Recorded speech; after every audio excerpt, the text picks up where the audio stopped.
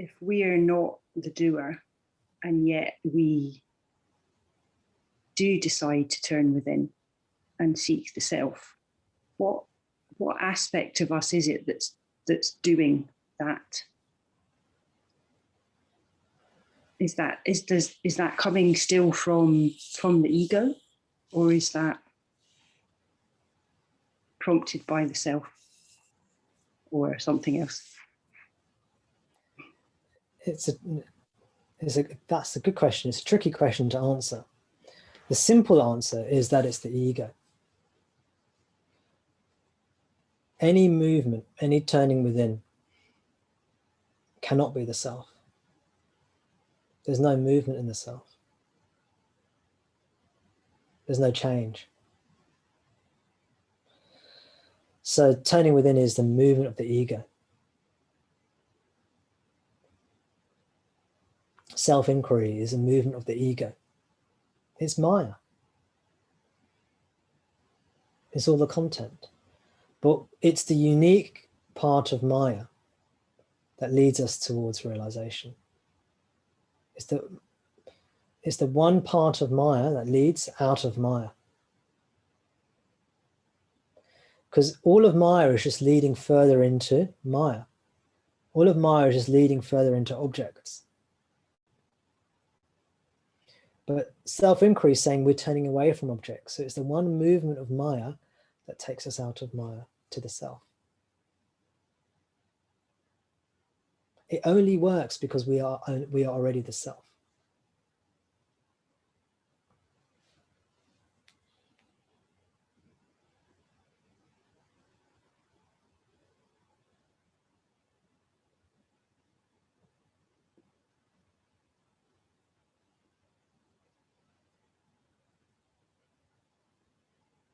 So you're the self, you're the consciousness now.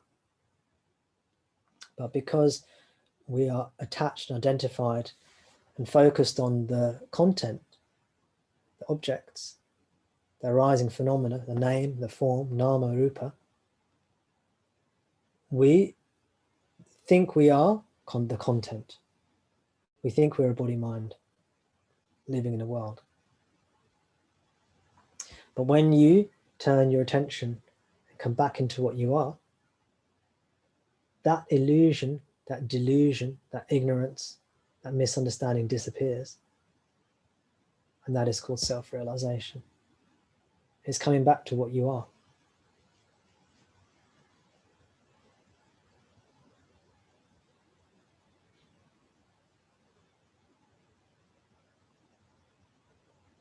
Does that make sense?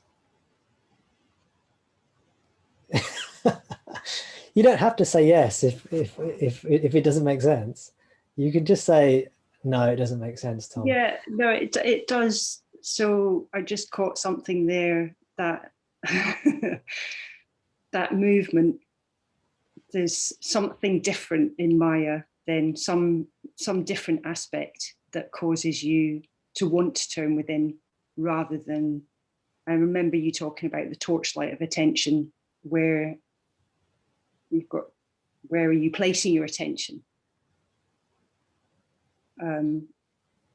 So is that the same thing? This attention, where we place our attention, is that the same thing as what? Is that, I don't know now. It made sense. It is the ego as well, yes. Okay. When there's only the self, really. Okay. But when the mind, or when attention is focused on objects, we call it the mind. When that same mind turns in on itself and merges into itself as pure subjectivity, it's called self. Yeah. It's like saying, because this is that flipping point, or that melting point between Maya and self. That's what we're coming towards, yeah? And it's like saying, when is it the rope and when is it the snake? When you cast the light onto the snake, it's revealed that it's the rope. Does it make sense? There is no snake. We just talk about the snake just as a part of the teaching. There's a snake, okay, now if you get a light and shine a light on the snake, you're going to turn the snake into the rope. You're not really doing that. Maya is not real.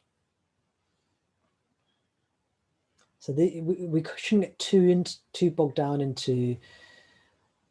It's understandable why the question arises. Definitely it is, but we don't have to worry about that too much, because when you investigate the jiva is revealed as Shiva.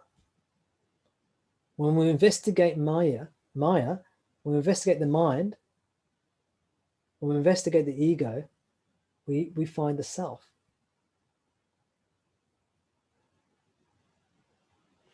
So, I think I'm right in remembering you were reading Advaita Bodhidipika recently, weren't you? Which is wonderful Advaita text. And in Advaita Bodhidipika, in one of the early chapters, I'm pretty sure it says that the cause of Maya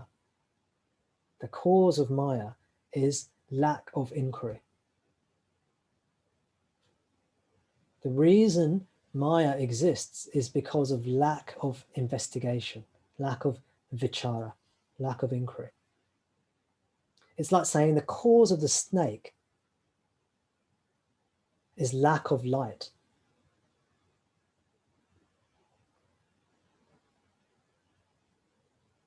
And when you look and investigate